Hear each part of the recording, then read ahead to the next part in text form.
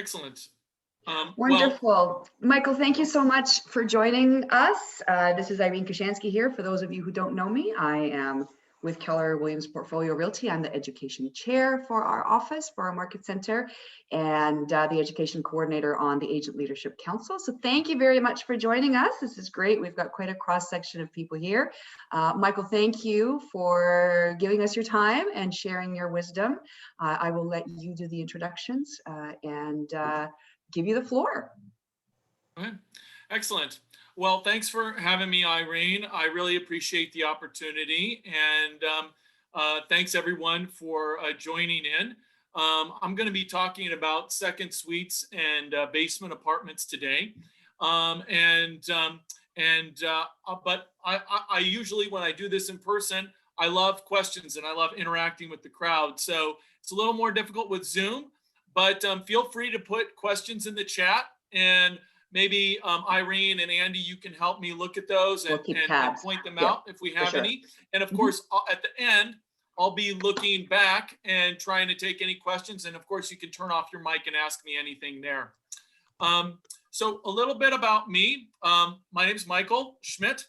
I'm with HouseMaster Home Inspections. We own a home inspection firm in downtown Toronto, but we serve all of the GTA.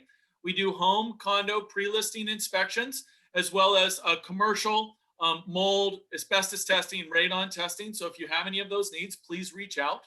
I'm going to put my information in the chat.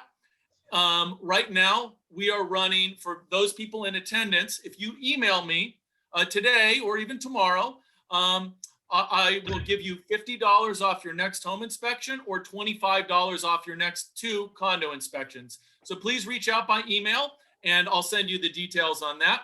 And I'll just put my information in the chat right now for those latecomers. Otherwise, let me get my screen up and I will get going with the presentation. Okay. Can everybody see the screen okay? Looks good. Thumbs up if you can see it. Okay, good. All right.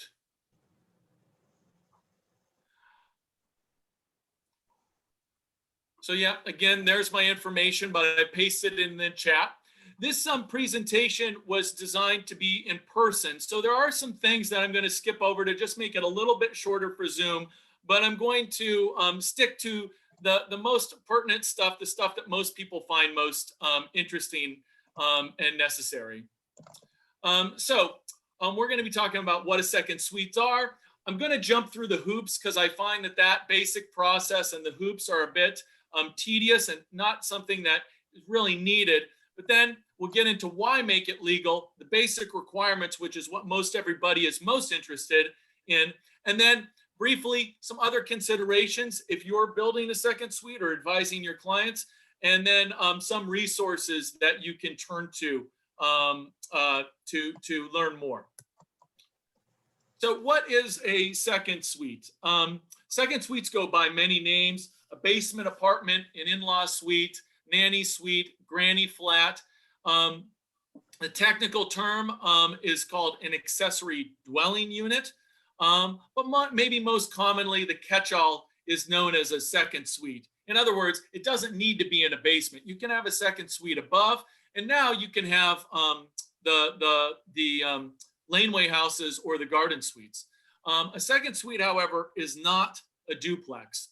That has to do with zoning, and that's a lot more money to change the status of your house to be formally known as a duplex. But if you're living in Toronto proper, and it is zoned residential, then you meet one of the first requirements to have a legal second suite. So what is a second suite? According to the Landlord Self-Help Center, second suites are a self-contained residential unit which include a private kitchen, a bathroom, a sleeping area, and a separate entrance. So those are what the requirements are in Toronto and in a lot of other regions. Now, there may be some other requirements in different districts like Mississauga and Brampton. They may have additional requirements. And there are bachelors. So those don't have a separate sleeping area. The sleeping area is contained, but in order to meet those requirements, you have to extend the square footage of the main space in general.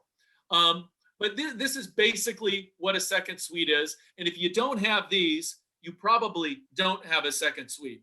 Some of you are listening because you want to know maybe how to make a second suite. Others of you are listening to maybe understand how to point out to your clients or assess a home on a viewing to determine whether it's legal or not. And so if it's not including these things, like a separate entrance is a big one, well, then it's probably not legit. So yeah, the key takeaways: self-contained kitchen, bathroom, bedroom, and a separate entrance. So I'm gonna skip over the main hoops, but does anybody know what the one thing you need to make a suite legal? Okay, think about that for a second. There's only one thing, and it's paper. Be able to get out in case of emergency, fire. Good one, David, but it's not egress requirements. You need the paper. You need the documentation from the city. That is the one thing that you need. Okay, so you can have egress requirements. You can meet all of building code requirements, but it's not legal until you have that piece of paper. So there's many different things that you have to meet: building code, fire code, ESA. You have to meet municipal standards of the city that you're in. All of these things have to be met, but the paper is what you need. So why would you take the time and effort and the expense to make it legal? Well, you may just be a good person. You want to provide safety and good health to the occupants. Maybe that's tenants. Maybe that's your mother-in-law. Maybe it's your son and daughter who are home from college during COVID. You want to have them safe and healthy. You want to avoid neighbor complaints by making it legal, and therefore you may avoid fines and penalties. Your mortgage may have qualifications that require that it's legal. Certainly, there's certain insurance requirements, and those may impact your mortgage. So those are all good reasons. High quality rental units are usually yielding high quality tenants.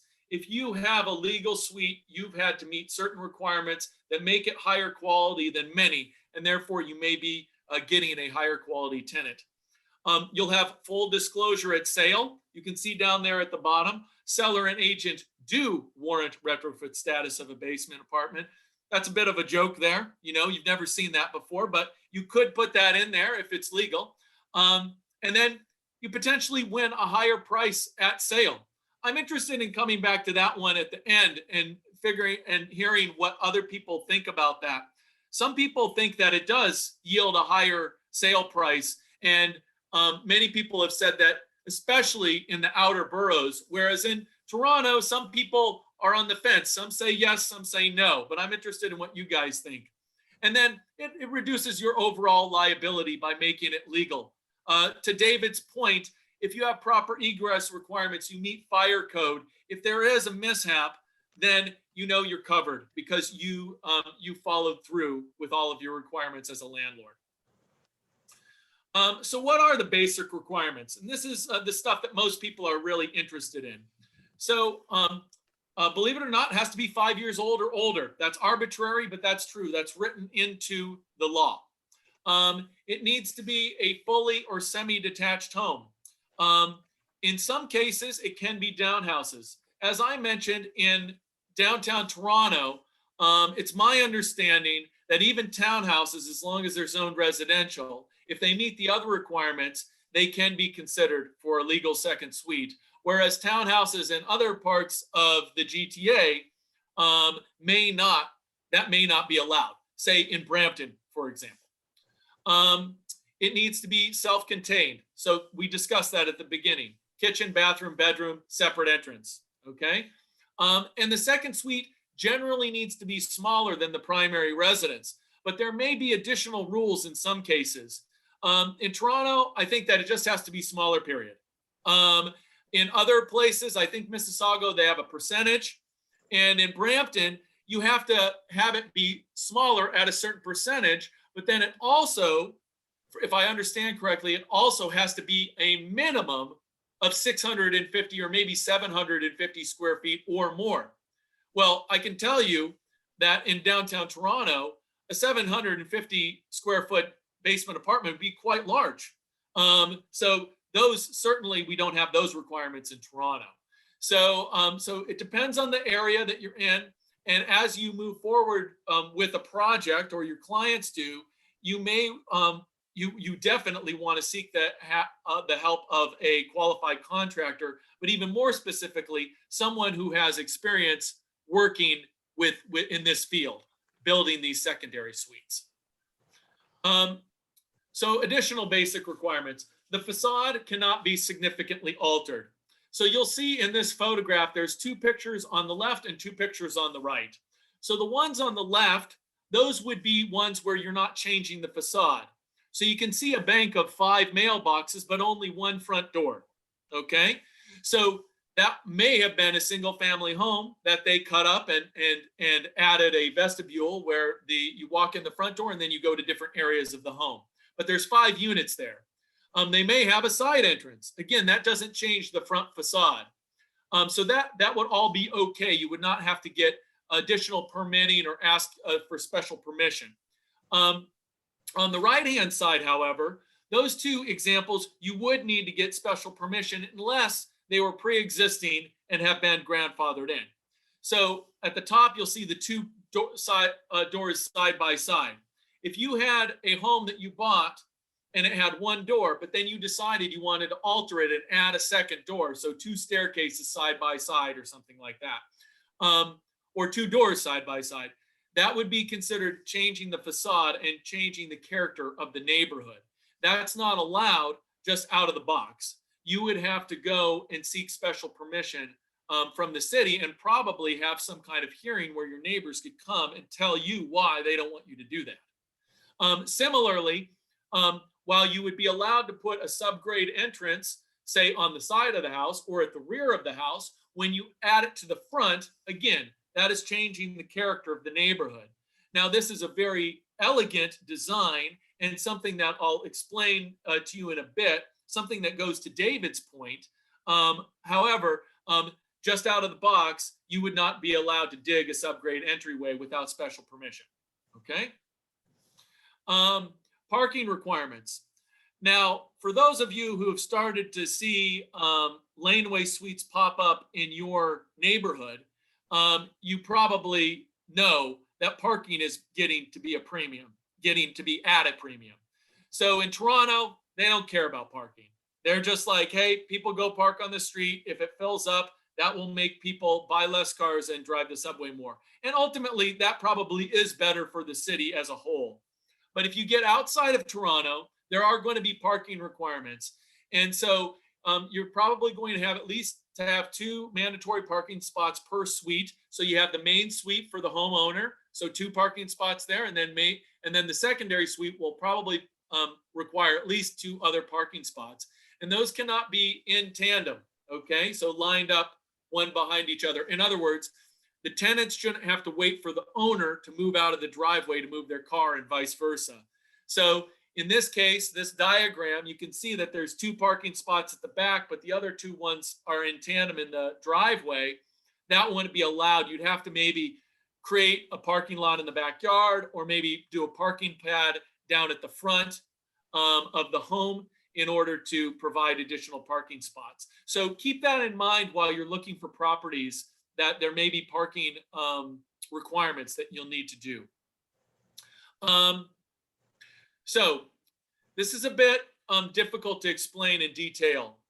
So I'll try to keep it simple. And if anyone is very interested, we can talk more about this at the end, or I'm happy to hop on the phone with one of you or many of you after the meeting is complete.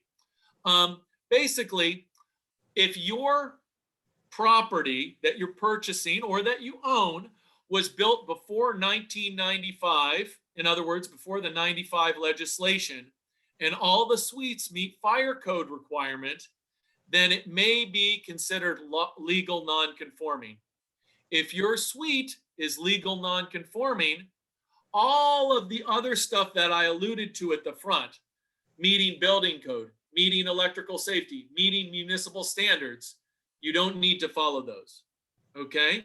So as long as it was in use as a not legal non-conforming suite pre-1995, and it meets fire code, because fire code is the only code that is retroactive, then you may be able to gain legal status easier than someone who's starting from scratch. However, that is a tough thing to prove, okay? So you need to prove that through documentation, and that is very hard to come by. So you're going back, what is it? At least 25 years. And you have to have continuous documentation from that period of leases or bills. So say the electrical was split up between the upper unit and the lower unit, or gas or water, whatever it is. If you have phone records, but good luck with that. Leases are probably the easiest. Signed affidavits from neighbors or past tenants is also acceptable, but this is very difficult to do. I had a situation where I bought a fourplex in Hamilton, and I still own it, but it only has 3 occupied, and that's because I had to evict one of the guys because one of the tenants got upset with me and called the bylaw officer, and the bylaw officer came out and said, hey, I'm sorry, this is a legal non-conforming triplex, not fourplex, and I couldn't prove that it had been in use since 1995. And I tried everything, going back to phone records and everything. It's very, very difficult to do. So while it is possible, and that's written into the law, don't hold your breath, okay? Ceiling height. So for buildings that are 5 years old or older, it has to be 6'5", okay? New construction, it's always 6'11". So if your home is more than 5 years old, it's probably 6'11" anyway if it's newer, but it has to be 6'5" or higher. This is building code requirements if you're trying to make it legal. It has to be continuous. In other words, not a suspended ceiling, no open joists. So sometimes I go into basement apartments and they just have open joists. That's considered a fire hazard because the fire can burn through the floor faster if it isn't covered with drywall. Any bulkheads under the 6'5" area or height would be allowed, but they would take away from the square footage underneath. So remember I gave you that example of the Brampton home that requires 750 square feet of floor space. If you had that bulkhead come down and say it took out 50 feet of floor space, or say 25, and then you subtract that, now you're at 725, a real stickler building official could say, I'm sorry, this does not meet the requirements for adequate square footage, so we can't make this legal. So you would have to figure out a way to remove that bulkhead and put the heating higher up in the floor. Bulkheads also cannot impede the path to an exit. So in downtown Toronto, Little Italy, Little Portugal, all of these areas that have very old homes that have basement apartments, you'll find it very hard not to find a ceiling where you have to duck to get to an exit. So you know that those are not legal right off the bat, because if a fireman came in and bumped his head and died of carbon monoxide poisoning, that's what that's there for. And a furnace room must be sealed with adequate drywall. So if the drywall, or if the furnace room is in the apartment, it has to be fire separated. You can't have any vents, so combustion air or makeup air for your furnace. That needs to be coming from another source. So it needs to be coming from outside, or it needs to be a direct vent furnace, because it needs to be sealed with 2 sheets of drywall and a fire rated door. Entrance doors, also known as exit doors, or egress requirements. So you need a separate entrance to each suite. It needs to be 32-inch wide minimum and 78-inch high. It has to be a solid core or fire resistant door. It has to be a hinge door, so it has to swing, okay? And it has to be self-closing. And that's why it has to be hinged, because you'll find it very difficult to find self-closing sliding doors. the door itself is a fire preventative, because when a door closes, oxygen can't get in, and then the fire gets huffed out. So that's why it has to be that way. An interesting fact is that at the bottom, you'll see 78 inches is the height of a door. That's 6'6". But if you remember, I told you that the height of a ceiling has to be 6'5". So the door requirement is actually higher than the ceiling. So then sometimes you walk into a basement and you actually see a cutout in the ceiling, so to make room for the door. So they met the code requirements, the ceiling height's right, the door opens, the door height is right, but they probably impacted the structure of that building by cutting the joists to accommodate that door. So be careful. Also, another fun fact, right above that, under fun fact, this goes to what I was talking about with that subgrade entryway. So David was mentioning that you need proper egress requirements. And by egress, people mean windows and doors that people can climb out of, okay? So most people think you have to have an entrance, and you either have to have a second entrance or you have to have an egress window, okay, to get out in case of a fire. But here's the fun fact. If the entrance door is on the same level as the suite floor with no interior staircase, so in other words, in the case of that subgrade entryway, you walk down and the door you enter is on the same level as the basement, there's no need for an egress window. So you only need to have one means of egress in that circumstance. So that is why I said that was an elegant way of getting around having an egress window. Now, an egress window is still a good idea. It still adds extra safety for the occupant, but it is not required if the door is on the same level as the main level of the floor. So on conversely, if you walked up a staircase and the staircase was an exterior staircase, and then you walked into a second floor suite, that would also be acceptable. So it's a nice, a good little loophole to know about. So egress windows, as I mentioned, if you are required to have an egress window, in other words, you have a stair that the doorway opens on the ground level and then you walk down on the inside to get to the suite, then you would be required either a second door or a second means of egress. A window needs to be 4 square feet. So this is my basement in Toronto. You can see there's a little window up above that television, and you'll see that that window is not very big. About one of those panes is 1 square foot, maybe 1.5 square feet. And so if you took out both, you would have 2 square feet. But to take out 2 windows is very difficult. So when you're having an egress window, it's not just to have a window, period. It needs to be of the right size. It also is too high. So it needs to be no more than 40 inches so you can climb out without any special tools. Or you need to have a permanently installed step or ladder, and it needs to be able to open without special tools. If you had a window that met the right size, but it had a lock on it, that's considered special tools. You can't just open it with your free will, okay? This is a little difficult to read because it looks like the, maybe working with Zoom, it's altered this. This fun fact is, most people think the egress window has to be in the bedroom, but an egress window does not have to be in a bedroom. It has to be on the same level as a bedroom. So as long as you have an egress window of the right size and it is on the same level as the bedroom, that is what's required. It does not need to be in the bedroom.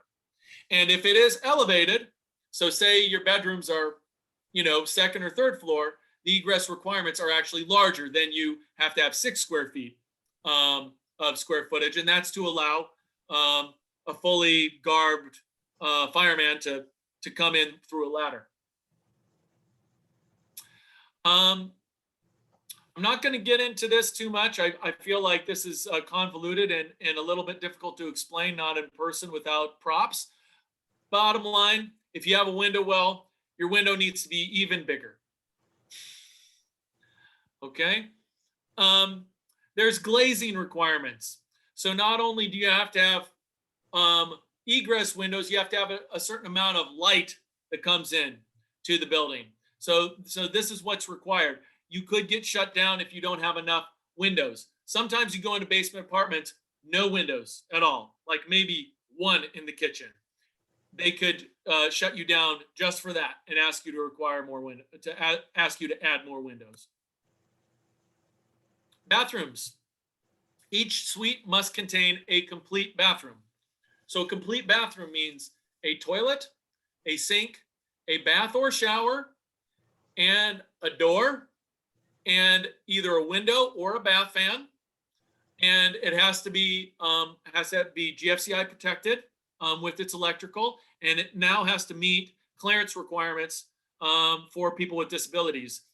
So basically 36 inches in front of all fixtures to accommodate wheelchairs and such. So I've seen some very, very small bathrooms in my day.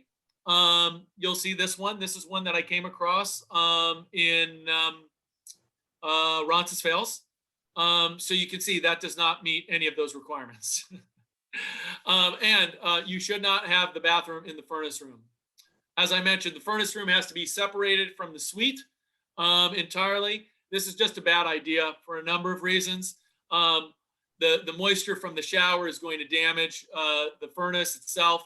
But then you might see that there's a floor drain that's been stolen to accommodate the shower. So there's no floor drain in that basement anymore. So if there was a flood, it would have to reach over 4 inches on that curb in order to get into the drain.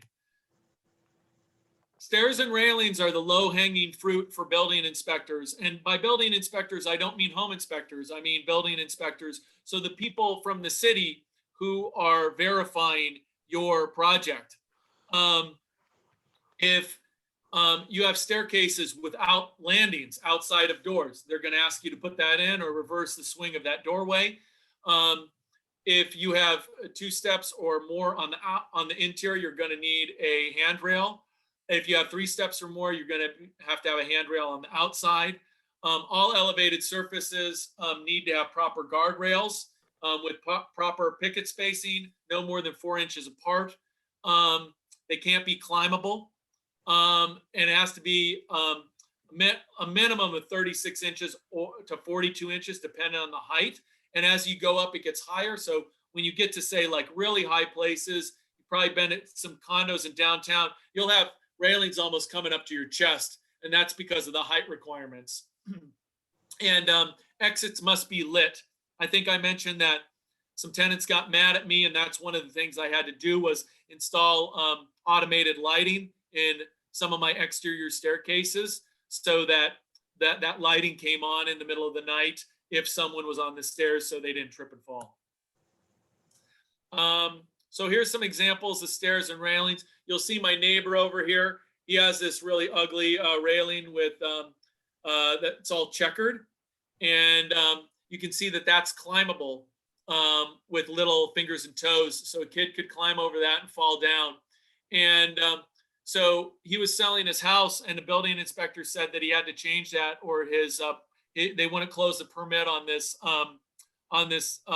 subgrade entrance stairway.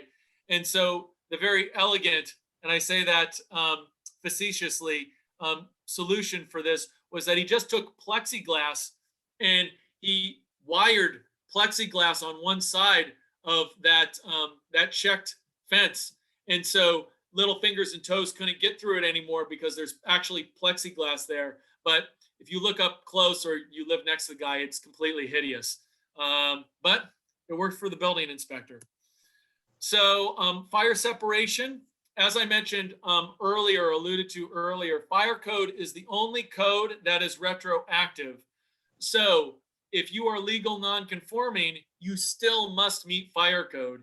If you are just building the suite for the first time, you'll need to meet fire code, building code, electrical code, everything. So because fire code is retroactive, all buildings must meet this. So you have to have a certain burn rating for certain areas of the home. So 45-minute minimum burn rating on drywall. So one width of drywall on walls. Between suites, you need 60 minutes. So you need 2 sheets. That's the same for the furnace room. Or if you can't accommodate that, or you need to have combustion air, you may need to include a sprinkler system that can be used in place of having fire separation. So sometimes that's more affordable than doing the drywall, or more feasible because of the tight space or because of an old home, and all the different mechanics that are there.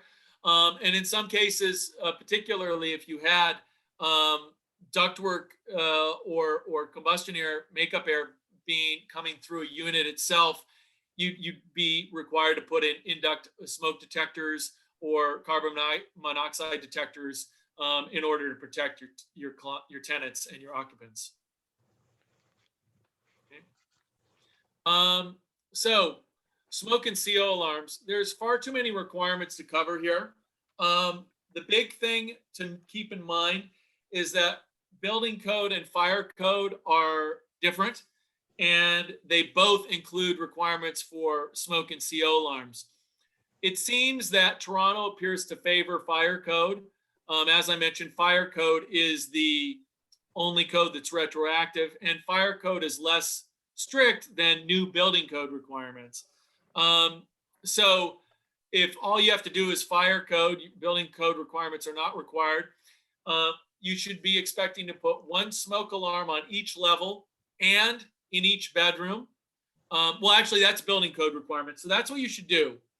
And CO alarms need to be adjacent to each sleeping area and in the service room of fuel burning appliances. So if you just have a home, you're not required, and you're living there as an individual, you're not required to have CO in your boiler room or your furnace room. But if you have tenants, it's a requirement. And as I mentioned, every level with a bedroom needs to have CO, and they need to be near each bedroom. And smoke should be on every level, regardless, and in each bedroom. So so that's the big major requirements. Before I talk about other considerations, I want to just state out loud that there are other requirements. There's many hoops to jump through, and that's why it's necessary to work with a professional who has done this before and is familiar with your area and the requirements in your area. Because the requirements vary from Mississauga to Toronto to Brampton to Vaughan to wherever, to Hamilton. So keep that in mind. These are the basic requirements, but these are the big ones. Now, other considerations are you going to live there? And how are you going to make this more comfortable for you living with a tenant? Or are you just a good person, and how are you going to make this more comfortable for not only you and not only yourself, but your tenants, if it's going to be just a tenanted property? So you want to consider the heating and cooling capacity. So is the heating unit big enough to serve the entire home? If you have a boiler, are there radiators and boiler plumbing in the basement? It is quite frequent, I would say several times a year, that I go into a fully renovated basement, and whether it be for an individual family or whether it be a basement apartment, and they have not put any heat in the basement. So they just had their contractor come in. He's like, yeah, I can do drywall. I can make this look pretty. And he finishes the entire basement, and lo and behold, you don't have any heat there. And the homeowners didn't think about it because they don't live down there. And then come winter, your tenants are complaining because there's no heat. And then it's difficult to do that after the fact. There's ways to do it after the fact. There's ways to do it from the beginning. Electric baseboards are often a way that people think about it. That's a pretty inexpensive option for a place that's already been finished. The electric bill will get high, but if you're doing it from the ground up, really think about running the ductwork for your furnace or running the pipes to radiators for your boiler system. Water heater. Nobody likes to run out of hot water when they're taking a shower. So you're either going to be inconvenienced or you're going to get complaints from your tenants. So think about upgrading your water heater. If you are on a rental contract, your supplier will change your water heater for free. You do not have to pay to have them change your water heater. You will have to pay over time because they will increase your rental, but you can have that changed for free. You need to make sure you have enough space, but think about upgrading to a larger water heater to accommodate more people that are going to be living there. In some cases, depending on the size of the property, you may want to upgrade from 100 amps to 200 amps. If you have a lot more electrical, like baseboard heaters, or you're going to be running more kitchens, and you're going to have more appliances, maybe you have 2 electric stovetops or ranges, you may need to upgrade your electrical service. Similarly, no one likes to have low water pressure in their kitchen and bathroom. So you may want to increase your plumbing capacity or understand if it's already been upgraded when you're purchasing it. Is it 3/4? Is it a 1/2 inch? If it's 3/4, even if the rest of the system is 1/2 inch, you probably have enough pressure. If it's 1/2 inch coming in and the rest of your system is also 1/2 inch, then the plumbing supply may be low, particularly if 2 people are bathing at the same time or one person's bathing and the other one's doing dishes. Think about sound transfer. So you should think about stacking the different areas of the home in line with each other. So bedrooms over bedrooms, TV rooms over TV rooms. Having a TV room over a bedroom or vice versa can make it difficult for people to sleep at night. People inconvenience each other, and then nerves grate on one another. You'll hate your tenants, they'll hate you. If you're in a 2-tenant situation, it's just going to lead to problems. So think about that as you're designing that space if you have an opportunity to design the space. Think about access. Access to the furnace, access to the utility room, access to the laundry room. I can't tell you how many suites I've seen where the homeowners who are living above actually have to enter through the tenant's apartment to access the laundry room. So to each their own. Oftentimes, people develop close relationships with their tenants, and that may be okay. And maybe they had a previous relationship and it's okay. But if you're living with strangers, they may not be down with that. You may not like that either. You may not want yourself, your wife, your kids passing through some stranger's house to do their laundry or to access the utility room. You have to give tenants 24 hours notice in non-emergency circumstances. If you keep on having to come to the utility room or to flip off the breakers in the electrical panel because it's in the tenant's apartment, they may start to put up walls after a certain point. So you may consider that in the beginning and think about putting the laundry suite at the front so that it has a separate door and the tenant passes that on the way into their suite so you don't have to worry about that. Also with laundries, oftentimes people will put a laundry in a rear staircase or they'll put it in the front cold room, again, without heat. This can lead to frozen pipes, and frozen pipes can lead to burst pipes that can lead to a flood in the basement. So consider those things. If you're doing a reno in the summer, that's sometimes things that people don't think about. Now, if you want to take a quick screenshot of this or return to it when in the recording, these are different resources that you can turn to help you with creating your own suite. So the Landlord Self-Help Center has a really great website. Much of the information that I put together or found to put this presentation together came from there. The City of Toronto zoning site talks about permitted use, so where you can actually, where it's legal to put a second suite in Toronto. There's the zoning map there. The toronto.ca/building, that's where you would apply for your permit. That'd kind of be your starting point. And it'd be good to reach out to them to kind of get some of these requirements out of the way so you know what you have to do. I've kind of told you many of them, but again, this would be a good place to start. And then I don't work with Suite Additions, but they've been a company that has really impressed me. I've attended a few of their seminars on second suites, both basement apartments and laneway and garden suites, and they do consulting throughout Ontario. They seem to be very knowledgeable about the different requirements and municipal requirements in different districts, not just in the GTA, but in all of Ontario. The principal or the founder of the business is a gentleman named Andy Tran, very smart guy, a former home inspector. He used to work for Carson Dunlop. So, and now he helps people build laneway and garden suites and do these renovations for basement apartments. So look them up. Other than that, thank you very much again. I'll open it up to questions now if anybody has any, and please reach out at my phone or email if you want to get in touch directly.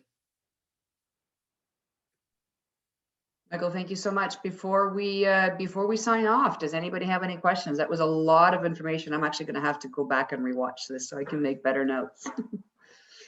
Does anybody have any questions they want to ask Michael? Nothing.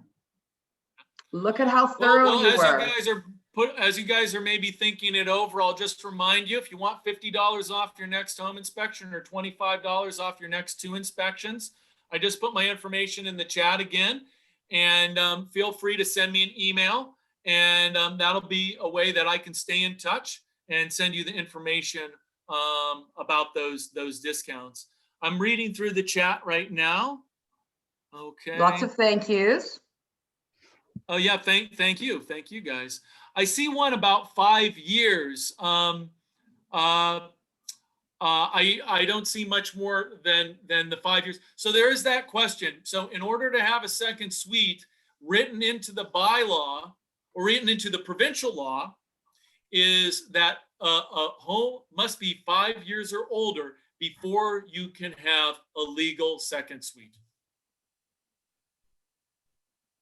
Say that again.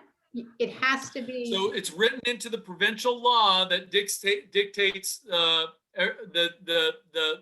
legal requirements of a second suite. The home must be 5 years old or older.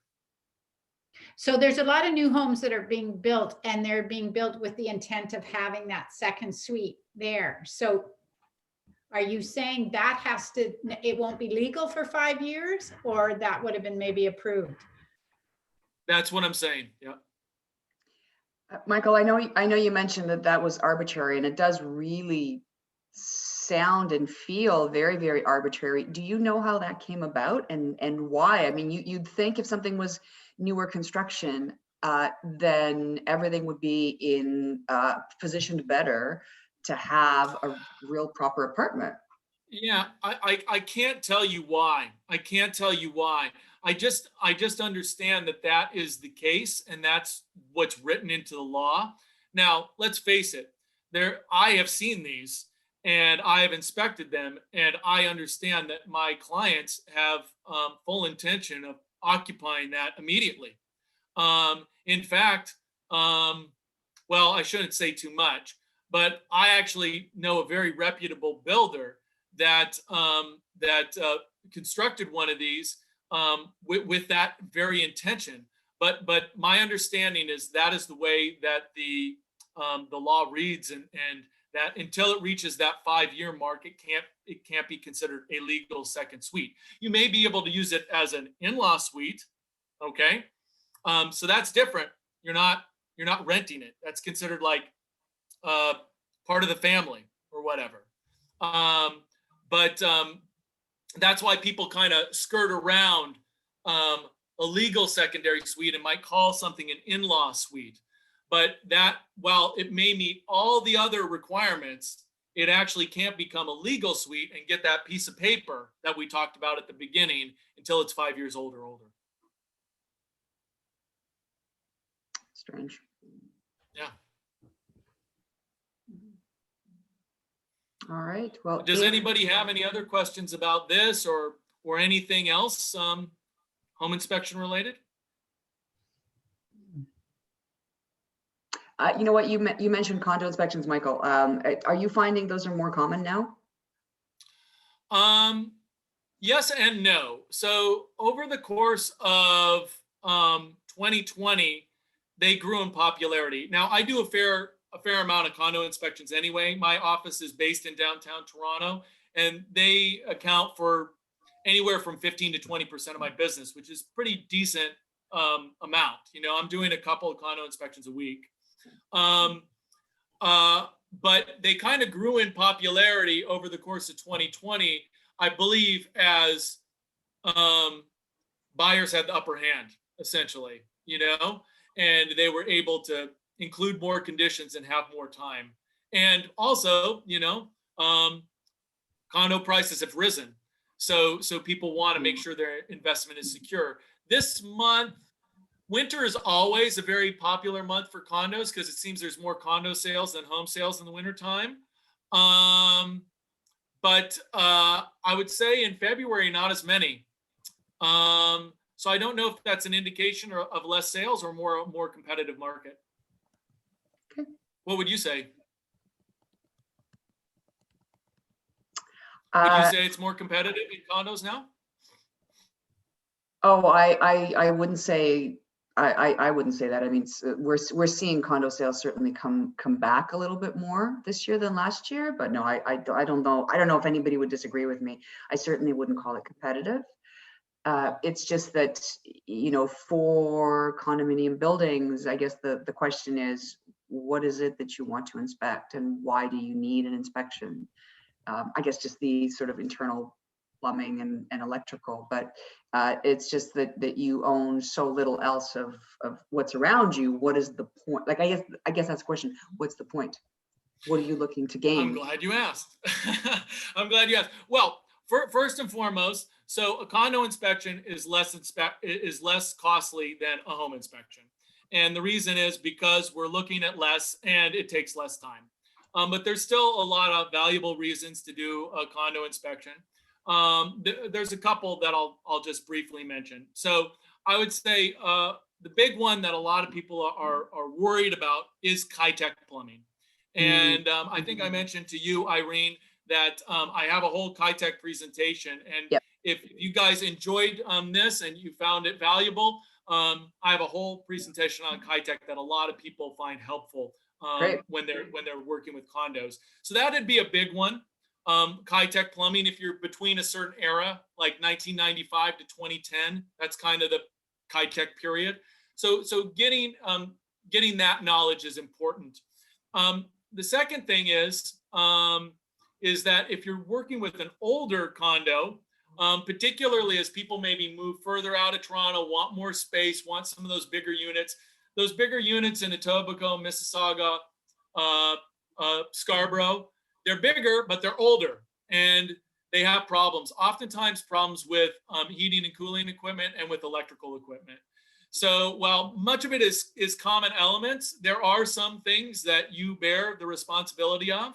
And so you may, for example, you may be on the line for the fan coil. You may not have to be responsible for all the plumbing and all the common elements that feed that fan coil, but you may have to replace that fan coil if it's at the end of its life. And some of these bigger condos, they have like 1, 2, 3 fan coils. They're not like the small little condos in downtown that just have 1. Some of them have 3. I've seen even 4. And fan coils are more expensive than a furnace because they're specialty equipment. So you're looking at $5 to $7 grand per fan coil. So if you have 4 that go out at one time, that can be a hefty bill. So that'd be another one. And then lastly, condo home buyers are often new home buyers and they're inexperienced and they just want things to work and they want to know that things work. And so not all home inspectors inspect kitchen appliances, but HouseMaster does. And so that would be included. And almost no home inspectors inspect laundry equipment. And while we don't do it in homes or townhouses. We do it for condo apartments. So if you want peace of mind with your appliances and your laundry equipment, we do test those as well. That's interesting. That's terrific. Everybody, thank you so much for attending. Again, for those of you who are guests, I see quite a few names here. So thank you very much for joining us. I'm Irene Kashansky. My email is irenek@kw.com. Actually, I'll put it in the chat as well if anybody wants to reach me directly. And Michael, we'll look forward to having you back. I think the Chi-Tech idea is a good one. Just because, you know, we've got so many condo buildings. So thank you very much, everybody. Have a lovely afternoon. Bye. Thank you. Thank you for the opportunity. Michael, got a quick question. Oh, sure. Fan coil and heat pump in the condos? We hear a lot that people have heat pumps. Is a heat pump synonymous or similar to a fan coil? The truth is, no, they're different, but in parlance of construction, they're one and the same. So oftentimes they call the heat pump a fan coil, or they call the fan coil a heat pump. Sometimes it says heat pump right on the actual circuit breaker panel, and then I open up the compartment and it appears to just be an electric fan coil. It is not a heat pump. It doesn't seem to have water lines or other lines connected to it. So the answer is that when people talk, they're talking about the heating source. And sometimes they call it a heat pump and sometimes they call it a fan coil. It's the heating unit. So regardless of the heating unit, we're going to be checking it out and giving you an idea of if it's functioning, if it's in good condition, how old it is, and how much longer we think it will last. Got it. Thank you. Yeah, my pleasure. Anybody else?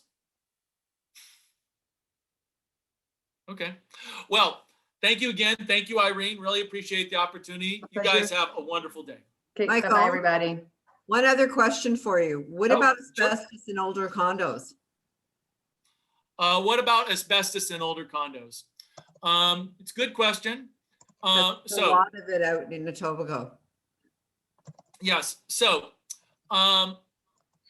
asbestos is a serious topic, right? Because, and the reason it's serious is because people are concerned with it and it has major health effects. That said, there's limitations to what a home inspector can actually test. And so while we may be able to advise you on if we know asbestos exists, or if we know the age of home and that there's a likelihood that asbestos is there, the steps to take to either test or remediate or take care of it, the bottom line is that we can actually test during an inspection and verify that there is asbestos present, okay? That said, as I mentioned, if you know it's there or you have a suspicion it's there and you just want to be safe, know this, that as long as, in many cases, as long as many forms of asbestos is sealed and intact, then it is not considered health hazardous. So until you do that reno, until you scrape that ceiling, until you start breaking up that material and making it airborne where people will ingest it into their lungs, it is not oftentimes considered health hazardous. There are some exceptions to that, but the exceptions that I'm thinking about have more to do with attics and ductwork and pipe wrapped insulation that you find in a home, but you wouldn't at all or very rarely find in a condo. Does that answer your question? Well, there's an age that a lot of them were built, and they're finding that there's a lot of asbestos in that age bracket that they were built. Yeah, it's, there was a certain time period like late 60s through the 70s into the early 80s where they were putting asbestos in just about everything. Okay. Yeah. And so like you'd probably be ceilings, like a lot of the popcorn ceilings, and then the tiles that they were using, like it's almost like the old tiles that they were using in the basements of old homes, etc.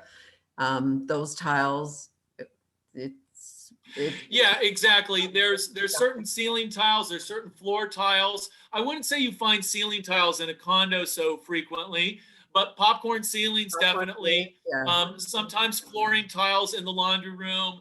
I've never found any in a kitchen. Usually a kitchen is renoed. It doesn't mean it's not present. It could always have the asbestos underneath the new tiles.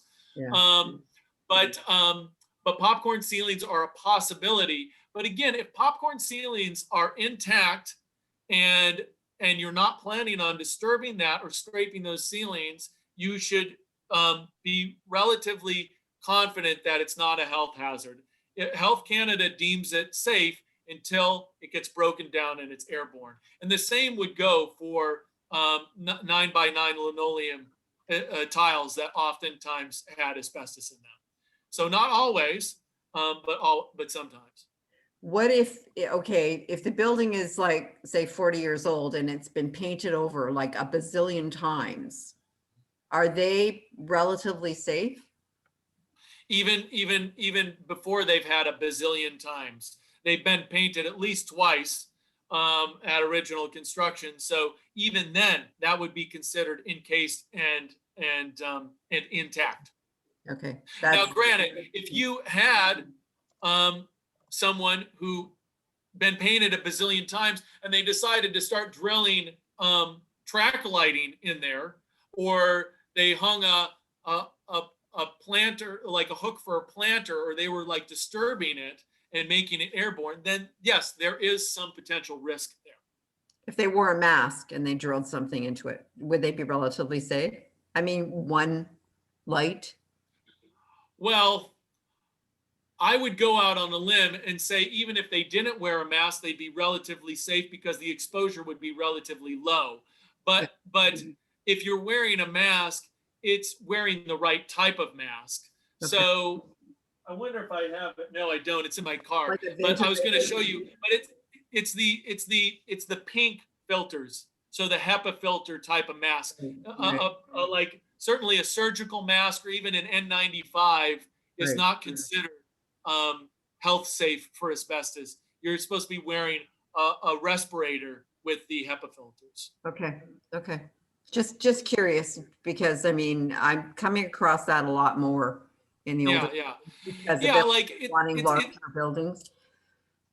For sure, it's a safety, it's a health safety concern, and you want to be serious about it. You want to be safe for yourself. You want to be safe for your clients, but know that you shouldn't dive off the deep end just because you live in an old home. You know, the exposure is about consistent long-term exposure. The people who are really at risk are the demolition team who's demoing the house. You know, not only are they getting the majority of the dust over a period of several days or weeks, they're doing that on a consistent basis.